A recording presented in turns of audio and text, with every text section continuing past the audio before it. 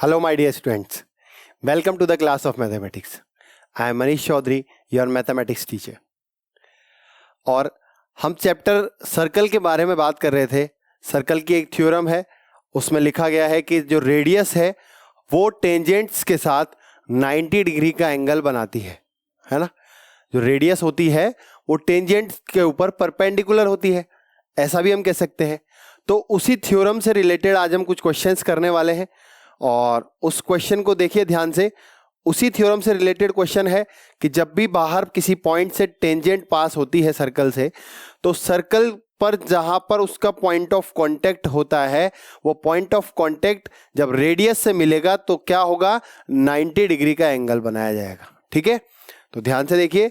यहां पर ये क्वेश्चन लिखा हुआ है, prove that the tangents drawn at the end of a diameter of a circle are parallel. क्या लिखा हुआ है कि ये सर्कल है और इस सर्कल में एक डायमीटर है.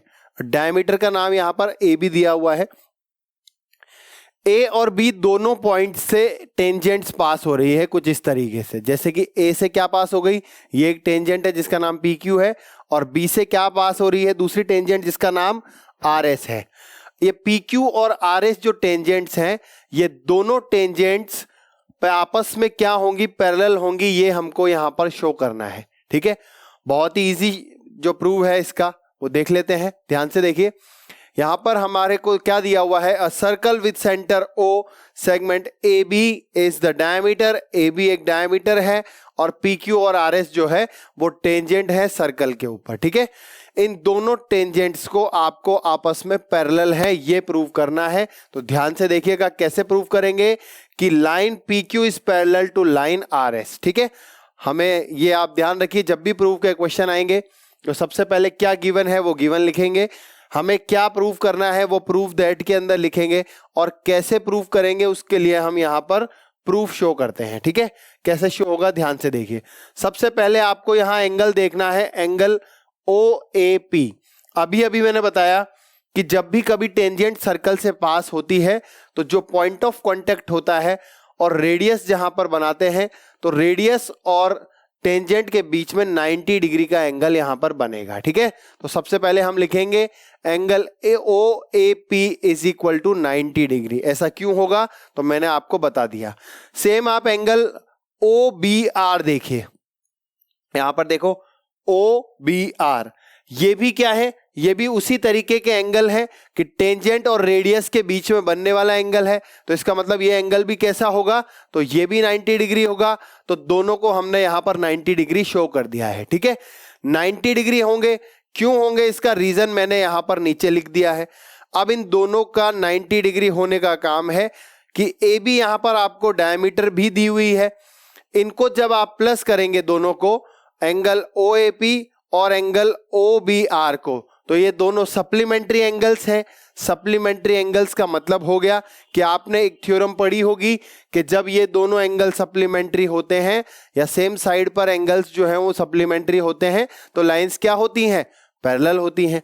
तो ध्यान से देखो यहां क्या लिखा हुआ है, ए ओ और बी, ये तीनों पॉइंट्स कैसे हो गए, ए ओ और बी, ये तीनों एक ही लाइन पर आने वाले पॉइंट्स हैं क्योंकि ये डायमीटर पे है. तो इन तीनों पॉइंट्स को हम कोलिनियर पॉइंट्स भी कहते हैं कि ए ओ बी क्या है, कोलिनियर पॉइंट्स हैं. Angle O A P 90 degree आ गया है, इसको आप बी ए पी भी लिख सकते हैं क्योंकि देखिए ध्यान से ये यहां पर ओ लिखा हुआ है, यही आगे जाकर बी पर टच हो रहा है. तो एंगल बी ए पी को आप 90 डिग्री लिख सकते हैं. और इसी तरीके से एंगल यहां पर आप इसको भी ए बी आर लिख सकते हैं. ओ बी आर की जगह पर ए बी आर आप लिख सकते हैं. तो हमने दोनों को यहां पर 90 डिग्री लिख दिया, दोनों को प्लस कर दिया. आप जैसे ही दोनों को प्लस करेंगे तो 90 90 180 हो जाएगा. इसका मतलब ये दोनों जो हैं वो क्या है, ये ध्यान से देखिए 180 है, सप्लीमेंट्री है. तो मैंने अभी आपको बताया कि एक थ्योरम हमने पढ़ी है, वो थ्योरम क्या लिखी हुई है, interior angles for P Q and R S on transversal A B are supplementary. जो इंटीरियर एंगल है सेम साइड पर ट्रांसवर्सल के, वो क्या है, सप्लीमेंट्री है. इसी की वजह से पी क्यू और आर एस जो होंगी वो कैसी हो जाएंगी, तो वो पैरेलल हो जाएंगी. ठीक है, हमको यही शो करना था कि पी क्यू और आर एस क्या है, पैरेलल है. समझ में आपको आ गया होगा। इसी से रिलेटेड कोई और क्वेश्चन भी देखते हैं, ध्यान से देखिए। Prove that the perpendicular at the point of contact to the tangent to a circle passes through the centre. ये क्या कह रहा है कि हमने एक परपेंडिकुलर ड्रॉ किया है और वो कहां जाकर जुड़ेगा, तो वो टेंजेंट के पॉइंट ऑफ कॉन्टैक्ट पर जाकर जुड़ने वाला है। ठीक है, ध्यान से देखिए, ये ए बी है और ए बी कहां पर टच हो रहा है, तो वो टी पॉइंट पर टच हो रहा है। अब इस टी पॉइंट पर टच होगा तो इस टी पॉइंट को हम क्या कह देते हैं, इस टी पॉइंट को हम पॉइंट ऑफ कांटेक्ट कह देते हैं। अब पॉइंट ऑफ कांटेक्ट पर एक परपेंडिकुलर आपको ड्रॉ करना है, तो हम एक परपेंडिकुलर ड्रॉ कर देते हैं। ध्यान से देखिएगा, ये पीटी मैंने एक परपेंडिकुलर ड्रॉ कर दिया।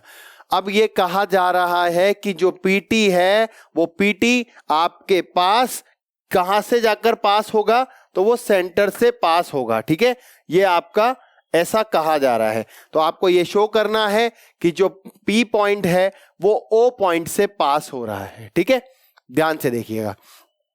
इसको शो करने के लिए बहुत ही सिंपल सा वही वापस से सेम फॉर्मूला लगाएंगे। हम कैसे करेंगे, ध्यान से देखिए।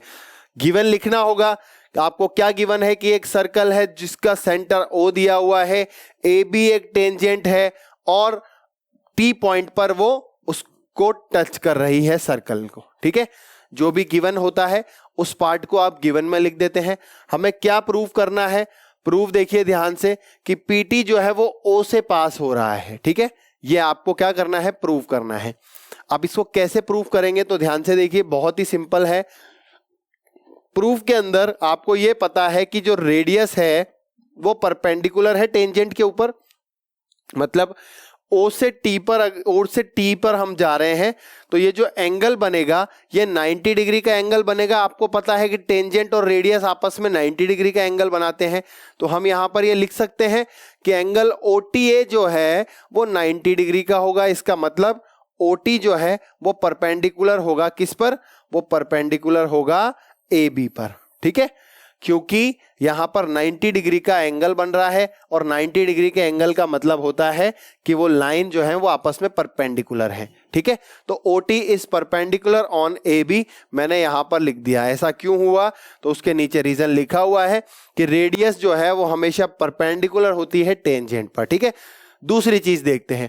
हमको एक चीज तो पहले से ही गिवन है कि जो PT है वो PT परपेंडिकुलर है AB पर, क्योंकि यही तो चीज बताई गई है कि जो परपेंडिकुलर है वो सेंटर से पास होगा और वो हमारी टेंजेंट को टच करेगा। इसका मतलब PT तो पहले से ही परपेंडिकुलर है, ये तो हमें गिवन ही है, हमने यहां लिख दिया PT इज परपेंडिकुलर AB। ये कैसे हुआ, तो ये तो गिवन हमको दे रखा था। ठीक है, इसके बाद अब क्या करेंगे, तो ध्यान से देखिए, यहां पर आगे हम देख रहे हैं कि OT is perpendicular AB, PT is perpendicular AB। यहां पर लिखा हुआ है कि दो लाइन है और दोनों लाइन ही परपेंडिकुलर है AB पर, तो ऐसा पॉसिबल नहीं है क्योंकि दोनों ही AB पर है। इसका मतलब OT और PT are the perpendicular to the same line AB, दोनों सेम लाइन AB पर परपेंडिकुलर हैं। यहां पर ये चीज नजर आ रही है। ठीक है, आगे चलते हैं, ध्यान से देखिए। OT and PT are one and the same line, यहां लिखा हुआ है। इसका मतलब ये है कि OT और PT जो है वो सेम लाइन पर है, तभी तो वो एक ही लाइन पर जा रहे हैं, मूव कर रहे हैं, परपेंडिकुलर हैं और दोनों ही T पॉइंट पर टच कर रहे हैं। ऐसा पॉसिबल तभी है ना जब दोनों जब सेम लाइन में ही मूव कर रहे हैं। ठीक है, तो हमको यही शो करना था कि दोनों जो हैं वो सेम लाइन में है और PT जो है वो सेंटर से ही पास कर रहा है। ठीक है, ये आपको इजीली क्लियर हो गया होगा। हमने सिर्फ ये शो किया है कि OT जो है वो भी AB पर परपेंडिकुलर है और PT जो है वो भी AB पर परपेंडिकुलर है। तो ये कहना चाह रहे हैं कि PT भी T पर टच कर रहा है और OT भी T पर टच कर रहा है। इसका मतलब ये दोनों जो हैं वो सेम लाइन में मूव कर रहे हैं। ठीक है, नेक्स्ट क्वेश्चन पर चलते हैं, ध्यान से देखिएगा। अब ये क्वेश्चन जो है अब ये किस पर बेस्ड आने वाले हैं, तो यहां पर लिखा हुआ है कि ऐसी थ्योरम जिसमें आपने पढ़ा था कि length of the two tangents drawn from an external point to a circle are equal. इसका मतलब होता है कि अगर आप सर्कल पर किसी आउटर पॉइंट से दो टेंजेंट्स बनाते हैं, जैसे कि मैं यहां पर बना रहा हूं PA और PB, तो ये दोनों टेंजेंट्स जो है ये आपस में क्या होती हैं, इक्वल होती हैं, ठीक है ना। इसी पर बेस्ड हम ये क्वेश्चन करने वाले हैं, ठीक है, ध्यान से देखिए। तो इसी पर बेस्ड क्वेश्चन है, तो कैसा क्वेश्चन है देखो ध्यान से। सबसे पहले हम इस थ्योरम को प्रूव करके आपको बता देते हैं कि the length of the two tangents drawn from an external point to a circle are equal, कि इन दोनों की लेंथ जो है वो इक्वल होती है। कैसे प्रूव होगा, तो बहुत ही सिंपल है। यहां पर आपको गिवन क्या है, पहले गिवन लिखेंगे कि हमारे पास गिवन है कि एक सर्कल है जिसका सेंटर O दिया हुआ है। आगे यहां पर आपके पास P पॉइंट से इनके ऊपर टेंजेंट ड्रॉ हो रही है, तो देखो क्या लिखा हुआ है, P is the point in the exterior of the circle. जो P पॉइंट है वो सर्कल के एक्सटीरियर में है, क्योंकि हमको एक्सटर्नल टेंजेंट्स ड्रॉ करनी है ना, तो एक बाहर पॉइंट रखना पड़ेगा। इस P पॉइंट से हमने टेंजेंट बनाई। अब वो टेंजेंट्स देखो, एक तो A पर जाके जुड़ी और दूसरी B पर जाके जुड़ी, तो हम ये भी गिवन में लिखेंगे PA and PB are the tangents from the point P। अब आपको क्या शो करना है, क्या प्रूव करना है कि PA जो है वो PB के बराबर है, ठीक है। PA और PB आपस में इक्वल हैं, दोनों टेंजेंट्स की लेंथ आपस में इक्वल है, ठीक है। अब कैसे प्रूव करते हैं, तो ध्यान से देखो, यहां लिखा हुआ है सबसे पहले आप क्या करें, रेडियस ड्रॉ करें। तो हमने ये किया, O से A को जोड़ दिया और O से ही B को भी जोड़ दिया, ठीक है। ऐसा करने के बाद इन दोनों को हमने यहां पर दो पार्ट्स में डिवाइड कर दिया। ये जो आपको AOBP दिख रहा है, ये क्या है, एक क्वाड्रिलेटरल आपको नजर आ रहा होगा 4 साइड्स वाला।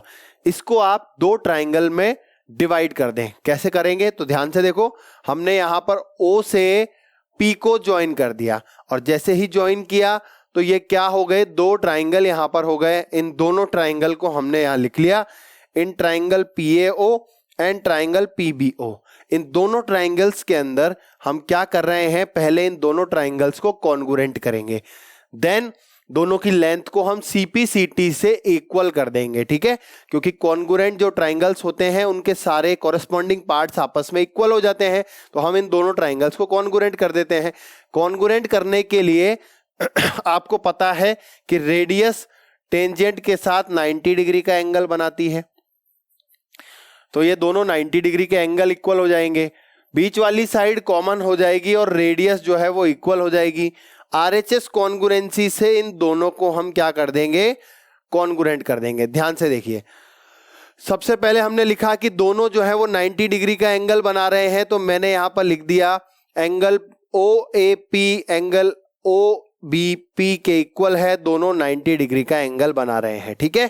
देन आगे क्या लिखा हुआ है, OP is equal to OP, क्योंकि दोनों क्या है, कॉमन है।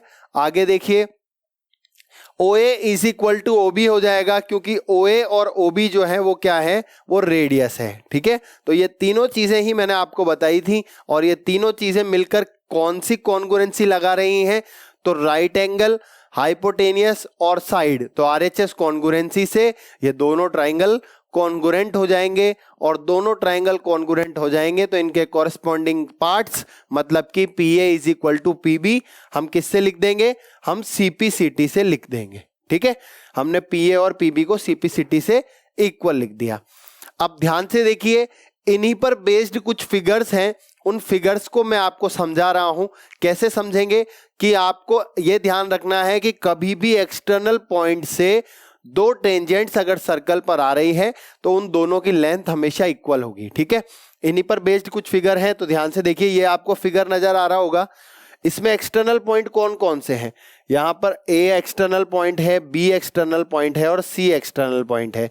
इन तीनों पॉइंट से सर्कल के ऊपर हमें टेंजेंट्स आती हुई नजर आ रही हैं, तो इसका मतलब ये दोनों क्या होंगी, आपस में इक्वल होंगी, ये दोनों आपस में इक्वल होंगी और ये दोनों भी आपस में इक्वल होंगी, ठीक है। तो आपको ये ध्यान रखना है कि ये जो दो दो टेंजेंट्स आ रही हैं ये दोनों क्या है, आपस में इक्वल हैं। ध्यान से देखिएगा कैसे इक्वल है। सबसे पहला question, how many external points do you observe, आपको यहाँ कितने एक्सटर्नल पॉइंट्स नजर आ रहे हैं, तो मुझे यहाँ पर 3 एक्सटर्नल पॉइंट्स नजर आ रहे हैं, ठीक है। 3 एक्सटर्नल पॉइंट हैं, कौन कौन से हैं, ABC तीनों पॉइंट हैं। इन तीनों पॉइंट से हमने देखा कि A से दो टेंजेंट आ रही है, कौन कौन सी, AP एंड AR। अभी हमने पढ़ा था थ्योरम के अंदर कि जब भी कभी एक्सटर्नल पॉइंट से दो टेंजेंट्स आती हैं तो दोनों कैसी हो जाती हैं, इक्वल हो जाती हैं। तो हमने लिख दिया AP जो है वो AR के इक्वल हो जाएगी। अब B से देखते हैं, तो B से कौन कौन सी टेंजेंट्स हैं, BQ और BP। तो ये दोनों टेंजेंट्स भी आपस में इक्वल हो जाएगी, यहां लिख देते हैं BP is equal to BQ। इसी तरीके से तीसरा एक्सटर्नल पॉइंट है C, और C से भी दो टेंजेंट्स आपको दिख रही होगी, CQ और CR। तो ये हमने CQ और CR को भी इक्वल लिख दिया। तो आपको ये ध्यान रखना है कि जब भी कभी एक्सटर्नल पॉइंट से दो टेंजेंट सर्कल के ऊपर टच होंगी, उन दोनों की लेंथ आपस में इक्वल होगी। एक और फिगर देखते हैं इसी की तरीके से, ध्यान से देखिएगा। ये फिगर आपको नजर आ रहा होगा, इस फिगर में भी कुछ एक्सटर्नल पॉइंट्स आपको नजर आ रहे होंगे। तो कितने एक्सटर्नल पॉइंट्स आपको नजर आ रहे हैं, मुझे यहां पर 4 एक्सटर्नल पॉइंट्स नजर आ रहे हैं। कौन कौन से हैं, ये देखिए P, ये देखिए Q, R और S, ये चारों एक्सटर्नल पॉइंट्स हैं। ठीक है, इन चारों एक्सटर्नल पॉइंट से दो दो टेंजेंट सर्कल के ऊपर आ रहे हैं। सबसे पहले P पॉइंट से कितनी टेंजेंट्स आ रही हैं उनके नाम लिख लेते हैं। तो ध्यान से देखिए, PA और PD ये दोनों टेंजेंट्स आ रही हैं, PA एंड PD, इन दोनों को हमने लिखा तो ये दोनों इक्वल हो गई। ठीक है, देन अगेन अब Q से देखते हैं, QA और QB, यहां से भी दो टेंजेंट्स आ रही हैं, QA एंड QB, इन दोनों को हमने लिख दिया यहां पर कि ये दोनों भी आपस में इक्वल होंगी। अब R से देखते हैं, तो R से भी दो टेंजेंट्स आ रही हैं, RB और RC, इन दोनों को भी हमने इक्वल लिख दिया। सेम इसी तरीके से S पॉइंट से भी आपको दो टेंजेंट्स आती हुई नजर आ रही होंगी, एक का नाम है SC और एक का नाम है SD। तो ये दोनों भी आपस में क्या हो जाएंगी, इक्वल हो जाएंगी। ठीक है, इन दोनों को भी हमने इक्वल लिख दिया। तो हम क्या समझाना चाह रहे हैं आपको, हम ये समझाना चाह रहे हैं कि जब भी कभी एक्सटर्नल पॉइंट से सर्कल के ऊपर टेंजेंट्स ड्रॉ की जाती हैं तो उन दोनों टेंजेंट्स का जो लेंथ होती है वो इक्वल होती है। और एक बात और ध्यान रखना कि हमेशा एक एक्सटर्नल पॉइंट से दो ही टेंजेंट्स ड्रॉ हो सकती हैं मैक्सिमम। ठीक है, ऐसा मत सोचना कि 2-3 और बना दें, हमेशा मैक्सिमम दो ही टेंजेंट्स एक एक्सटर्नल पॉइंट से ड्रॉ की जा सकती हैं। अब इनसे रिलेटेड कुछ क्वेश्चंस देख लेते हैं, ध्यान से देखिए बेस्ड कैसा क्वेश्चन है। तो देखो क्या लिखा हुआ है, if tangents PA and PB from a point P to a circle with center O are inclined to each other at an angle of 80 degree, then find angle POA। ध्यान से देखिएगा, यहां पर आपको दिया हुआ है कि ये दोनों टेंजेंट्स हैं, एक PA है एक PB है। इन दोनों टेंजेंट्स जो है आपस में जब लाई कर रही हैं तो वो इंक्लाइंड कितने डिग्री के एंगल पर है, 80 डिग्री के एंगल पर वो दोनों आपस में इंक्लाइंड है। ठीक है, और यहां पर आगे लिखा हुआ है कि आपके पास जो ये एंगल POA है इसकी क्या वैल्यू होगी ये आपको फाइंड करनी है। POA एंगल की क्या वैल्यू होगी ये आपको फाइंड करनी है। तो कैसे फाइंड होगी, ध्यान से देखिएगा। सबसे पहले आपको ये पता होगा कि जब एंगल जो कि O पॉइंट से जब रेडियस ड्रॉ की है हमने और वो A पॉइंट पर टच कर रही है तो रेडियस जो है वो टेंजेंट पर परपेंडिकुलर होती है। ये थ्योरम हम सबसे पहले पढ़ ही चुके हैं। हम देखिए यहां पर लिखा हुआ है कि ये जो दोनों टेंजेंट्स हैं ये आपस में जो है P पॉइंट से आ रही हैं। इसका मतलब आपको ये भी पता होगा कि PA और PB की जो लेंथ होगी ये आपस में कैसी हो जाएगी, ये लेंथ हमारे पास कितनी हो जाएगी, ये लेंथ दोनों की आपस में इक्वल हो जाएगी। इसका मतलब ये ऊपर वाला ट्राइंगल और नीचे वाला ट्राइंगल कैसा हो जाएगा, तो ये दोनों ट्राइंगल जो है वो कॉन्ग्रुएंट हो जाएंगे, है ना। PA और PB जो है वो कैसी है, वो इक्वल है। तो इन सबसे पहले हम क्या करते हैं, इन ट्राइंगल्स को ध्यान से देखिए, कैसे हम इन ट्राइंगल्स को दोनों को कॉन्ग्रुएंट करेंगे वो भी देखना। पहले हम यहां पर इस एंगल को फाइंड करने की कोशिश करते हैं। तो ध्यान से देखिए कैसे। हमने यहां लिखा कि एक APBO जो है वो एक क्वाड्रिलेटरल है। हमने पूरे क्वाड्रिलेटरल को ही ले लिया, ठीक है। APBO एक क्वाड्रिलेटरल है और क्वाड्रिलेटरल के चारों एंगल्स का सम क्या होता है, हमने यहां पर लिख दिया कि चारों एंगल्स का सम 360 डिग्री होता है। और उनमें से हमें कौन कौन से एंगल पता है वो यहां पर हम लिख रहे हैं। एंगल APB जो है वो 80 डिग्री का है, ये गिवन है। देन इसके बाद बाकी के जो दो एंगल है, एंगल PAO और एंगल PBO, ये दोनों 90 डिग्री के हो जाएंगे, इनको लिख दोगे। ऐसा क्यों होगा? तो आपको पता है कि PAO और PBO 90 डिग्री के होंगे क्योंकि जो रेडियस होती है वो रेडियस टेंजेंट पर परपेंडिकुलर होती है। ठीक है, आपको कितने एंगल्स पता लग गए? 1 2 3। एक क्वाड्रिलेटरल में 4 एंगल्स होते हैं, आपको उसमें से 3 तो पता लग गए, एक ही तो एंगल फाइंड करना है। तो बहुत इजी है, हमने पहले यहां लिख दिया कि चारों एंगल्स का सम जो है वो 360 डिग्री होगा और 360 डिग्री में से 3 एंगल्स के सम को हमने क्या कर दिया? माइनस कर दिया। इन तीनों की जगह पर हमने इनकी वैल्यूज लिख दी। इनकी जो वैल्यूज थी 80 90 90 तीनों को लिख दिया। 90 90 180 हो गया और 180 प्लस 80 आपके पास जो है वो 260 हो जाएगा और 260 को आप 360 में से माइनस कर दोगे तो आपके पास एंगल AOB जो है वो 100 डिग्री का आ जाएगा। कितने डिग्री का? AOB आपके पास 100 डिग्री का आ जाएगा, है ना। AOB की वैल्यू तो हमारे पास 100 डिग्री आ गई। अब आपको क्या करना है? फाइंड तो आपको यहां पर PAO करना है। कोई बात नहीं, ये दोनों ट्राइंगल्स हम ले लेते हैं। यहां पर ध्यान से देखिए, इन दोनों ट्राइंगल्स को मैंने लिखा कि ये दोनों ट्राइंगल्स आपस में कॉन्ग्रुएंट कैसे होंगे, वो कॉन्ग्रुएंट हम यहां पर करने की कोशिश कर रहे हैं। तो आपको पता है कि ये जो PA है वो PB के बराबर हो जाएगा। क्यों हो जाएगा? तो आपको पता है कि एक्सटर्नल पॉइंट से जो टेंजेंट्स आती हैं उनकी लेंथ आपस में इक्वल होती है। अभी जस्ट हमने थ्योरम पढ़ी थी। ठीक है, देन इसके बाद OA जो है वो OB के बराबर हो जाएगी क्योंकि दोनों जो है वो रेडियस हैं। देन तीसरी चीज हमने लिखा OP जो है वो OP के इक्वल हो जाएगी क्योंकि दोनों क्या है? कॉमन साइड है।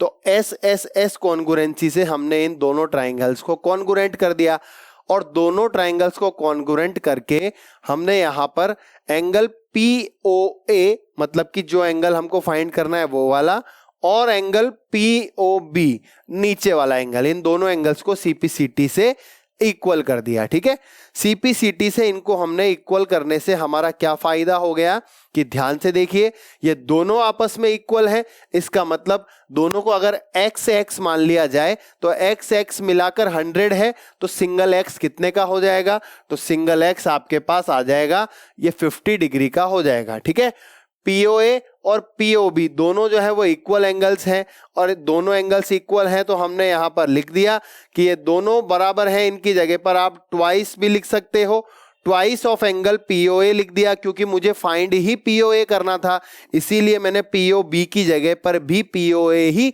मेंशन कर दिया। तो POA प्लस POA मिलाकर ट्वाइस ऑफ POA हो गया और AOB की जगह हमने 100 मेंशन कर दिया। इधर ट्वाइस का 2 को हमने डिवाइड में लिखा और POA की जो वैल्यू है 100 से जब 2 डिवाइड किया तो 50 आपके पास वैल्यू आ गई। किसकी? POA की। और POB की भी वैल्यू सेम ही होगी, लेकिन हमको फाइंड क्या करना था? ओनली हमको फाइंड करना था POA। ठीक है, तो इसीलिए हमने क्या लिख दिया यहां पर? POA लिख दिया। ठीक है, इस POA की वैल्यू 50 आ गई है। हमको ये पता लग गया कि ये जो दोनों ट्राइंगल्स होते हैं ये दोनों ट्राइंगल्स आपस में कॉन्ग्रुएंट होते हैं, और कॉन्ग्रुएंट होते हैं इसका ये मतलब है कि आपको ये पता होना चाहिए कि इसकी सारी साइड्स और इसके सारे एंगल, सारे का मतलब कॉरेस्पॉन्डिंग एंगल और कॉरेस्पॉन्डिंग साइड्स जो हैं वो इक्वल होंगी। ठीक है ना, ये आपको क्लियर हो गया होगा। ओके स्टूडेंट्स, तो इसी पर बेस्ड कुछ और क्वेश्चंस हम नेक्स्ट वीडियो में देखेंगे। तब तक के लिए ऑल द बेस्ट।